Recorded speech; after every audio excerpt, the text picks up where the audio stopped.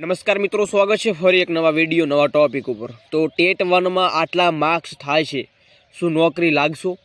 મિત્રો, ઘણા ઉમેદવારોના મનમાં સવાલો હોય છે કે મારે 110 120 માર્ક્સ આવી ગયા છે, મારે હવે કઈ પણ પ્રકારનું કોઈ કાર્ય કરવાનું જરૂર નથી, હું ઓલરેડી નોકરીમાં લાગી જઈશ। મિત્રો, આ વિડીયો એવા માટે ઉમેદવારો માટેનો છે, જો અંત સુધી માહિતી નિહાળશો તમને સંપૂર્ણ માહિતી મળી જશે કે ખાલી મિત્રો તમે ટેટમાં માર્ક્સ લાવો એ પર્યાપ્ત નથી, એટલે કે ટેટમાં માર્ક્સ લાવ્યા છે તો નોકરી મળશે એ પણ એક મોટું કારણ ના હોઈ શકે છે। મિત્રો, શું મારે 110 કે તેથી વધુ છે, શું મને નોકરી મળશે? મિત્રો, આવા પણ એવા ઘણા એવા ઉમેદવારોના મનમાં સવાલો છે, મારે 110 છે, મારે 100 છે, મારે 120 છે, શું મને નોકરી મળશે? મિત્રો, અહીંયા મેરિટ પદ્ધતિ છે એ ગેમ ચેન્જર લાગી રહી છે, જે અહીંયા તમને જોવા મળ્યું છે। આખું પાયો છે મિત્રો, તમને અલટ પલટ તમને જોવા મળી શકે છે, એટલે કે ગેમ ચેન્જર અહીંયા મેરિટ પદ્ધતિ જોવા મળી રહી છે। મિત્રો, 110 વાળા નહીં પરંતુ અહીંયા 83 વાળા પણ નોકરી લાગી શકે છે। તો શું અપડેટ છે, વિગતવાર માહિતી આપણને વિડીયો ખાસ અંત સુધી નિહાળશો। નવા ચેનલ ઉપર શું ચેનલને ખાસ સબસ્ક્રાઇબ કરી નાખજો। અપડેટ શું છે એના ઉપર થોડી ચર્ચા કરીએ મિત્રો। આના ઉપર એક બીજો પણ આપણે વિડીયો લઈને આવવાના છીએ, એમાં હાઈકોર્ટ બાબતે પિટિશન થયેલી છે, જેનો પણ વિડીયો આપણે ટૂંક સમયમાં લાવશું। અહીંયા આપણે 2 કે 3 ટોપિક ઉપર થોડી ચર્ચા કરવાના છીએ। મોટું ચિત્ર અહીંયા જોવા મળી રહ્યું છે, મેરિટ ગણતરી કેવી રીતે થાય, જિલ્લા પસંદગી રણનીતિ અને સાવચેતી અને અંતિમ સલાહ શું હોઈ શકે છે, તો સંપૂર્ણ માહિતી આપવાનું છે। વિડીયો ખાસ પૂરો જોજો અને ખાસ મિત્રો વધુમાં વધુ વિડીયો શેર કરશો। અપડેટ શું મળ્યા છે એના ઉપર થોડી ચર્ચા કરીએ। તો અહીંયા મિત્રો તમને સ્ક્રીન ઉપર જોવા મળી રહ્યું છે કે મોટું ચિત્રમાં આપણને જોવા મળ્યું છે કે જગ્યાઓ કેટલી હોઈ શકે છે? જગ્યાઓ 20 ઉમેદવારો।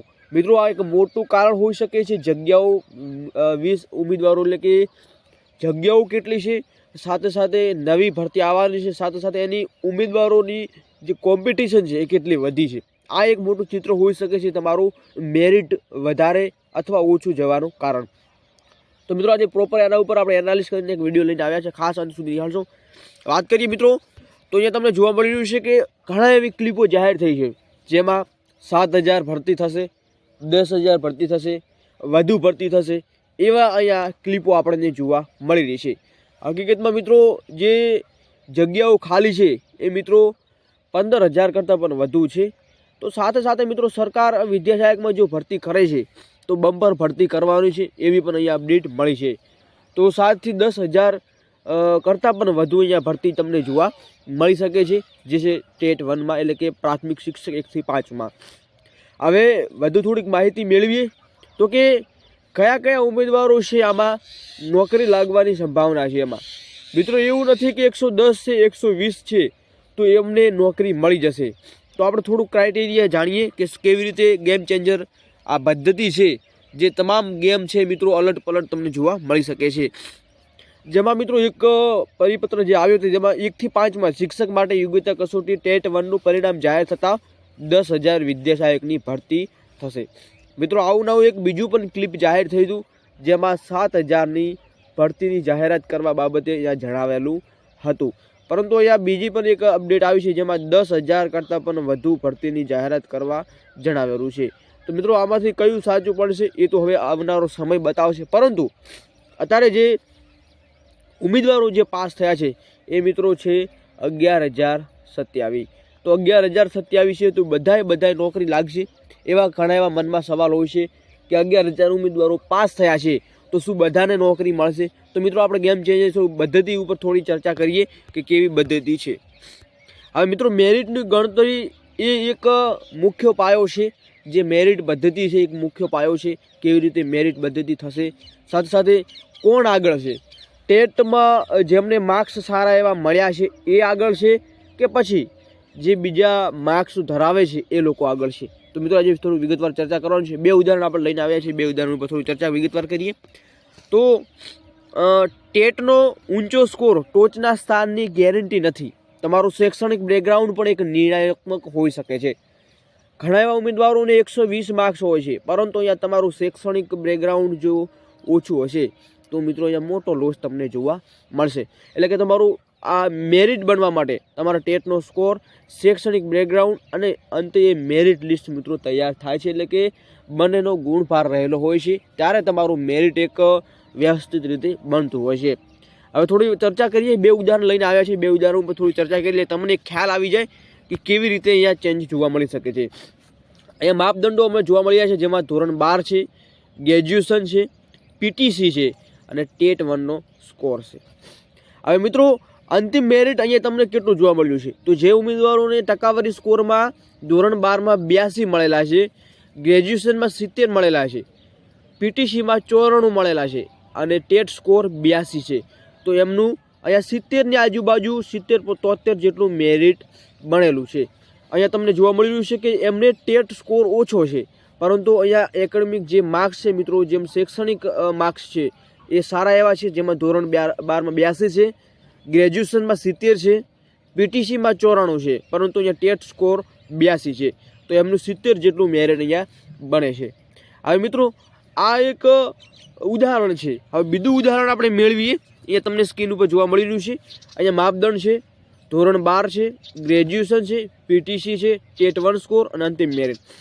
જેમાં મિત્રો અહીંયા તમને પહેલાં જોવા મળ્યું હતું કે ધોરણ 12માં 82% હતા, જ્યારે અહીંયા 60% છે. ગ્રેજ્યુએશનમાં અહીંયા 70% હતા, જ્યારે અહીંયા 50% છે. પીટીસીમાં અહીંયા 94% હતા, ત્યારે અહીંયા 70% છે. જ્યારે મિત્રો ટેટ 1માં એમને સારા એવા માર્ક્સ મેળવ્યા છે, તો કેટલા છે, તો અહીંયા આપણને 82 મળેલા હતા, પરંતુ અહીંયા સ્કોર અહીંયા જોવા મળી રહ્યો છે 110. તો અહીંયા શૈક્ષણિક તમને જે માપદંડો છે એમાં શૈક્ષણિક સ્કોર તમને ઓછો જોવા મળી રહ્યો છે. અહીંયા તમને જોવા મળી રહ્યું છે કે 68 જેટલું જ મેરિટ બને છે. તો આ પણ એક મુદ્દો છે મિત્રો કે તમારો ટેટ 1માં તમારો સારો સ્કોર છે તો તમે મેરિટના ઊંચા સ્થાને જઈ શકો છો, એ પણ નથી મિત્રો, એ પણ એક નહિવત વાતો છે. તમારો એકેડમિક માર્ક્સ જેમાં મિત્રો ધોરણ 12 છે, તમારા શૈક્ષણિક માર્ક્સ જેમાં ધોરણ 12, ગ્રેજ્યુએશન, પીટીસી એ પણ એક મિત્રો મહત્ત્વનો ભાગ ભજવે છે, જેના કારણેથી તમારું મેરિટ છે એક સારી એક વ્યવસ્થિત સ્કોર ઉપર જઈ શકે છે. તો તમે આ ઉદાહરણથી તમે એક જાણી શકો છો કે તમારો જે શૈક્ષણિક સ્કોર કેવો છે, સાથે સાથે ગ્રેજ્યુએશન તમે નથી કરેલું. ઘણા એવા ઉમેદવારો છે જેમને ગ્રેજ્યુએશન નથી કર્યું, ધોરણ 12 પછી પીટીસી કરેલું છે, એવા પણ ઉમેદવારો છે, તો એમને પણ લોસ થશે. એવા પણ ઉમેદવારો છે જેમને ધોરણ 12માં સારા માર્ક્સ છે છતાં ટેટ 1 સ્કોર ઓછા છે, એવા પણ ઉમેદવારો છે જેમને ધોરણ 12માં પણ સારા છે, ગ્રેજ્યુએશન કરેલું છે, પીટીસીમાં સારા છે, ટેટ સ્કોર પણ સારો છે, તો એમનું મેરિટ બનશે. પણ ઘણા એવા ઉમેદવારો છે જેમને ધોરણ 12માં ઓછા માર્ક્સ છે, ગ્રેજ્યુએશન નથી કરેલું, પીટીસીમાં સારા એવા છે પરંતુ ટેટ સ્કોર ઓછા છે, તો એમને પણ અહીંયા મેરિટ છે મિત્રો એ તમારું કેલ્ક્યુલેશનમાં પ્રોબ્લેમ જોવા મળી શકે છે. તો આઈ હોપ કે તમને મેરિટને લગતા અપડેટો તમને આ વિડીયોની મારફતે મળી ચૂક્યા છે. એટલે કે તમારું શૈક્ષણિક માર્ક્સના આધારે એ અને ટેટ 1ના સ્કોરના આધારે તમારું માહિતી તમને તમારું સ્કોર બનતું હોય છે. ઉચ્ચ મેરિટ રેન્ક માટે ટોચના મેરિટ સ્ટ્રોક ધરાવતા ઉમેદવારો તેમની પ્રથમ પસંદગી જિલ્લો મળવાની શક્યતા રહેલી છે. એટલે કે બોર્ડર લાઇન મેરિટ નીચા મેરિટ સ્કોર ધરાવતા ઉમેદવારો જિલ્લા પસંદગી ગુણાત્મક બનવું પડશે. તો સારું એવું મેરિટ ધરાવશો ત્યારે તમને જિલ્લા પસંદગી છે તમને વ્યવસ્થિત રીતે મળશે. તો મિત્રો આ હતી અપડેટ. જે તે ઉમેદવારોને એવું છે મનમાં કે વધુ આપણે ટેટ સ્કોર મળી ગયો છે એટલે આપણે નોકરી મળશે, તો એમને સુધી આ વિડીયો જરૂર શેર કરશો એટલે એમને પણ માહિતી મળે. બાકી લેટેસ્ટ નવા ન્યૂઝ હાઈકોર્ટ બાબતે આવ્યા છે એની ખાસ અપડેટ જાણવા બનાવી રહેજો. ત્યાં સુધી નવા લેટેસ્ટ નવા ન્યૂઝ સાથે ફરીવાર એકવાર મળીશું. ત્યાં સુધી જય હિન્દ, જય ભારત.